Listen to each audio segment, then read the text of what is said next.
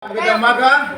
Magandang umaga po, Sir Terso. Magandang umaga po ating lahat. Okay?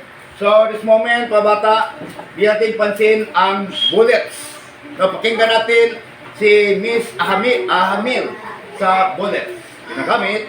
Bullets, ginagamit Tingin lang. ito kapag naglilista ng mga item na walang partikular na magkakasunod-sunod, marami, maaari, kabilang.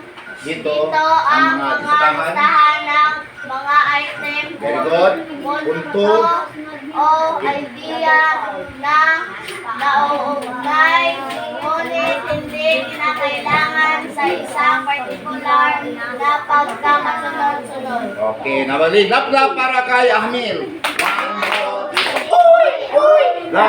Alright. So, stop na ha. So, ito mga bata ito. Oh. Okay, continue lang. Okay, continue lang. Okay, so, yan mga bata, ito ang Ballet Library. No?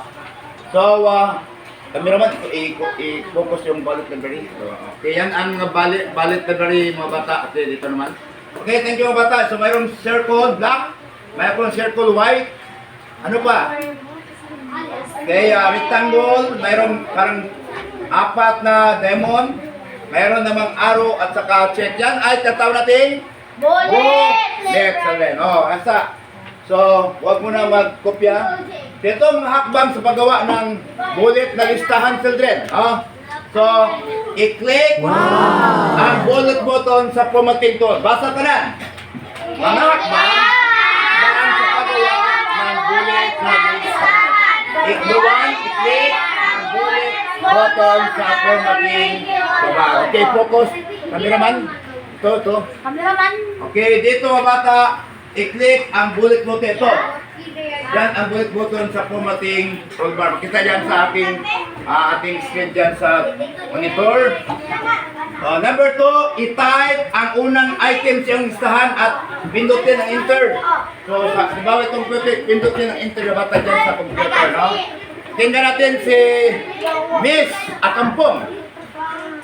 I-type.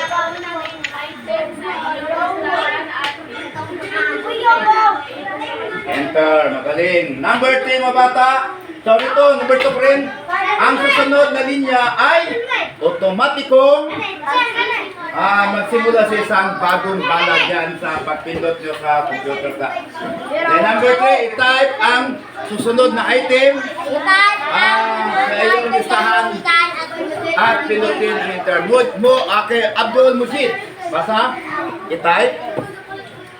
Type ang sunod na item sa iyong start at pindutin ang enter. Magaling. Coca-Cola clap para kay Abdul Mujid. 1, 2, 3. 1, 2, 3. Coca-Cola.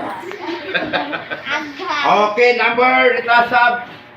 Okay, dyan number 3. Kapag kompleto na iyong listahan mga bata, pindutin ang enter. Yung enter dyan sa ating laptop or ano, sa desktop nyo. Pindutin ang enter key ng 2 beses, kaduha. And upang hinto ang nakabulit sa mga listahan. So yan lang ang technique ng we have to follow one. Then sa numbering, ginagamit ito kapag may sequential order na dapat sundin sa pagkasusunod. No, mga item na nakalista. So ito class ay lumilikha.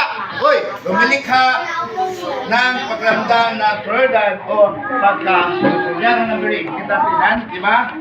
Then, mga hakbang sa paggawa ng numerong listahan. Then, i-click ang number button, numbering button sa formatting toolbar. Pakinggan natin lahat na babae. Mga hakbang sa paggawa ng listahan. Number 1.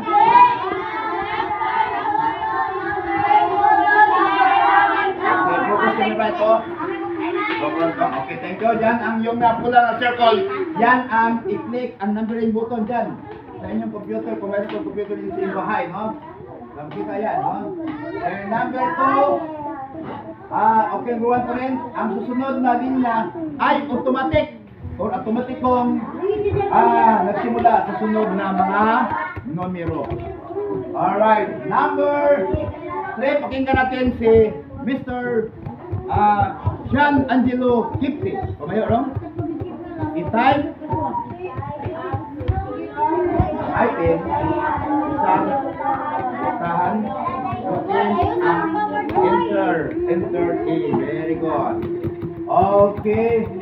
So kapag kompleto na class ang iyong listahan, pinutin ang enter key ng dalawang message upang ginto ang may numerong listahan. Yan ang ating sulubayan mga bata. So that's why, okay? Okay, thank you naman sa bata. Okay na rin? Pindot na. I-post na. Wala ka na kayo. Okay na.